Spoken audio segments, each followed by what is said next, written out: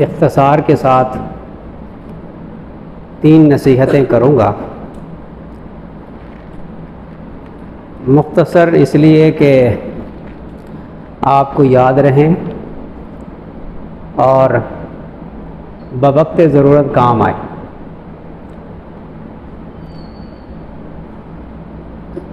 تین نصیحت یاد رکھیں گے، آپ بھولیں گے نہیں۔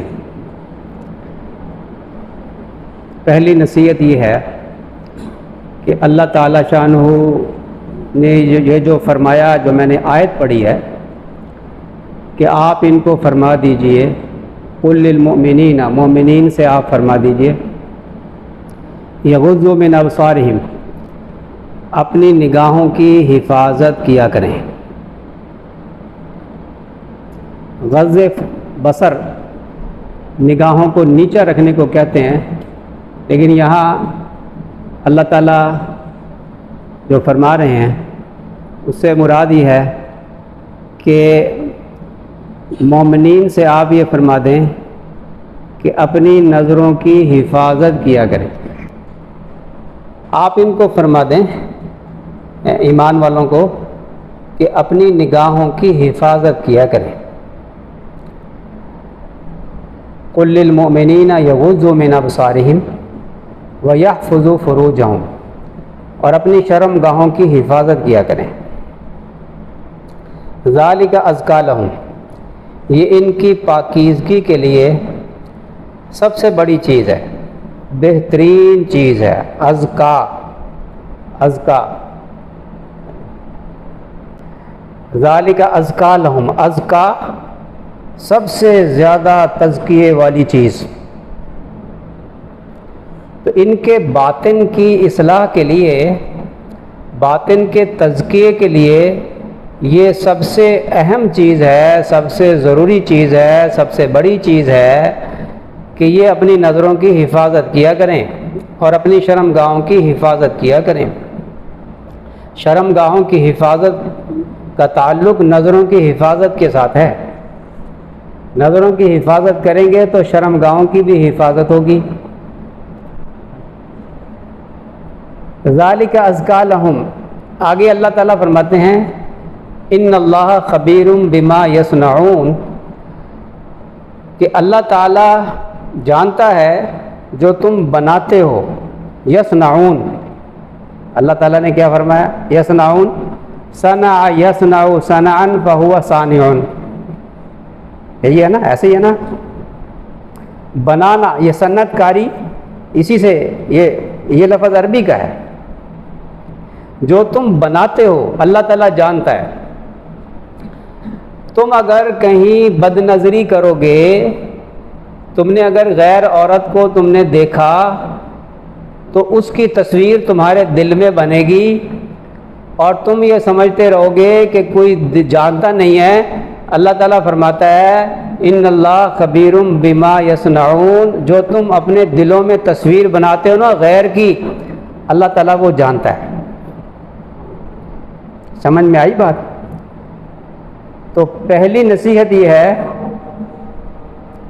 کہ اپنی نظروں کی حفاظت کرو، تو تمہارے تزکیے کے لیے یہ بہترین چیز ہے۔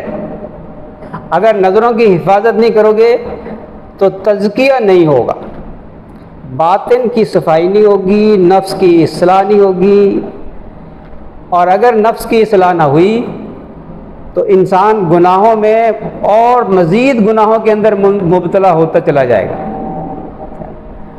تو تزکیہ نفس کا اللہ تعالیٰ نے حکم دیا اور یہ فرما دیا قد افلح من تزکا، تحقیق کے کامیاب ہو گیا وہ شخص جس نے اپنا تزکیہ نفس کر لیا۔ تزکیہ ضروری ہے، باطن کی اصلاح یہ ضروری ہے۔ تو پہلی چیز ہے کہ نظروں کی حفاظت کرنی ہے۔ ایک تو ادھر ادھر بھی نہیں دیکھنا، نظریں جس کی گھومتی رہتی ہیں نا، بلڈنگوں کو دیکھ رہی ہے نظریں، اس بلڈنگ کی تصویر دل میں بنے گی، اور چیزوں کو دیکھ رہا ہے، بس خام خواہ گھما رہا ہے نظریں، تو انسان کے دل کے اوپر اس کا برا اثر پڑتا ہے۔ دل کے اندر دنیا کی محبت آتی ہے، دنیا کی رنگینیوں کو دیکھنا اس اعتبار سے تو ہے کہ اللہ تعالیٰ شانہ کی اگر مخلوق کو ہم دیکھیں گے، آسمان کو دیکھیں، پہاڑوں کو دیکھیں، سورج کو دیکھا، اللہ کی معرفت حاصل کرنے کے لیے ان دل میں سوچا کہ اللہ تعالیٰ نے یہ مخلوق بے فائدہ پیدا نہیں فرمائی، یہ اللہ تعالیٰ شانہ نے تو خود حکم دیا کہ تم غور و فکر کرو میری مخلوق میں۔ تو ایک دیکھنا یہ ہے کہ عبرت کی نگاہ سے دیکھنا اور اس سے اللہ تعالیٰ کی معرفت حاصل کرنا، اور دوسرا دیکھنا وہ بد نظری کہلاتا ہے کہ انسان ان چیزوں کی محبت دل میں پیدا کر لے، غیر عورت یا لڑکی کی طرف دیکھا اور یا لڑکے کی طرف دیکھ کر اس کی محبت دل میں پیدا کر لی، اس کی شکل جو ہے وہ جھانک جھانک کے دل میں دیکھتے ہیں اور پھر شہوت بھڑکتی ہے، اس سے منع فرمایا۔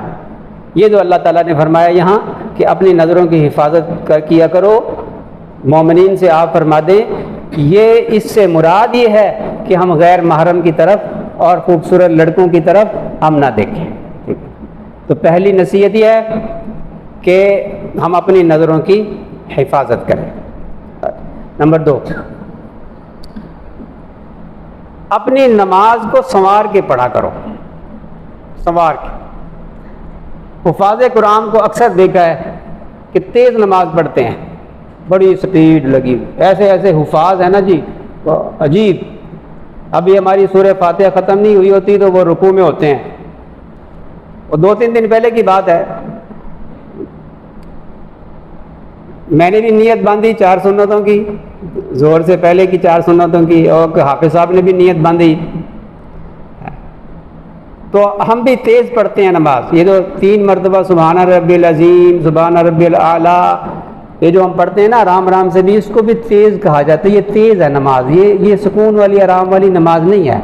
سکون والی نماز وہ ہے کہ جس میں آپ تسلی سے تسبیحات پڑھیں 5 دفعہ کم از کم، پھر سمیع اللہ لمن حمیدہ، ربنا ولک الحمد ہے نا، یہ واو بھی بیچ میں سے نکال دیتے نا، جو سب سے کم درجہ ربنا لک الحمد وہ پڑھتے ہیں، اور جو اعلیٰ درجہ کیا ہے اللہم ربنا ولک الحمد ہے نا، اس سے ثواب زیادہ ہے، یہ پڑھیں، اور حمدن کثیرن طیبن وہ بھی پڑھیں سکون سے، قوما ہو۔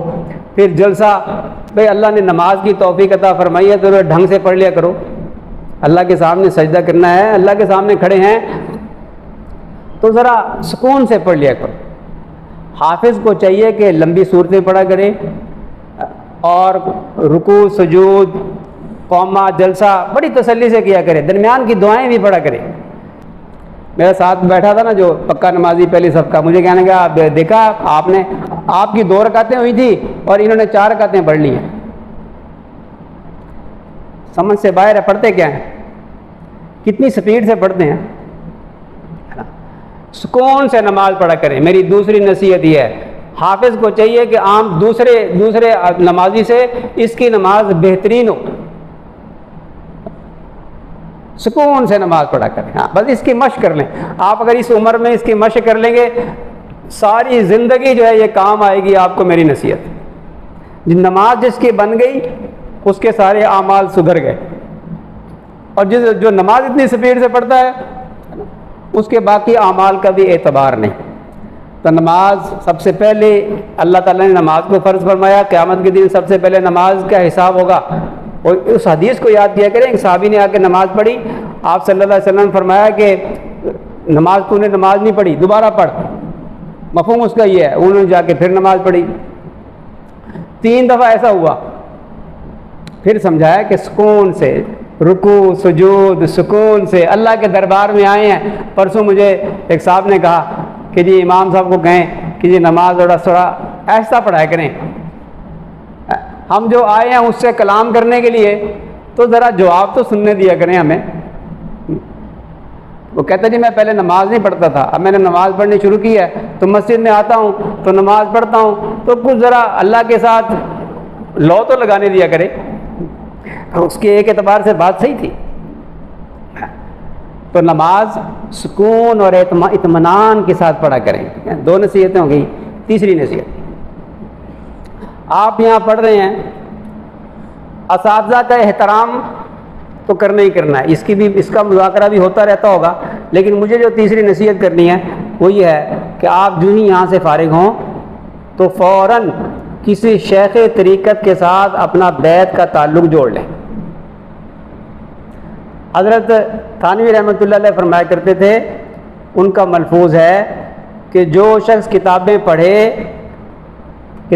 کر فارغ ہو اور پھر کسی شیخ طریقت کے پاس جا کر اس کی خانقاہ میں وقت نہ لگائے تو اس کی مثال ایسی ہے کہ ایک شخص وضو تو کرے لیکن نماز نہ پڑھے۔ بزرگ فرماتے ہیں کہ آپ اگر عالم باللہ بننا چاہتے ہیں، ایک ہے نا دو قسم کے عالم ہیں، ایک عالم بالکتاب اور ایک عالم باللہ۔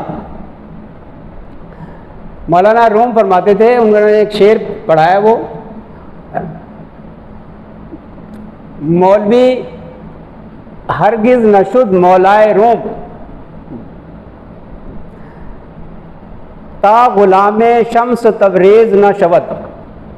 وہ فرماتے ہیں کہ مولوی جو روم تھا وہ اس وقت تک، میں اس کا ترجمہ یہ کرتا ہوں، میں ترجمہ ذرا اس سے ہٹ کے کرتا ہوں جو وہاں پہ لکھا ہوا ہے، کہ مولانا روم اس وقت تک عالم باللہ نہیں بنا جب تک شمس تبریز کی مریدی اختیار نہ کی۔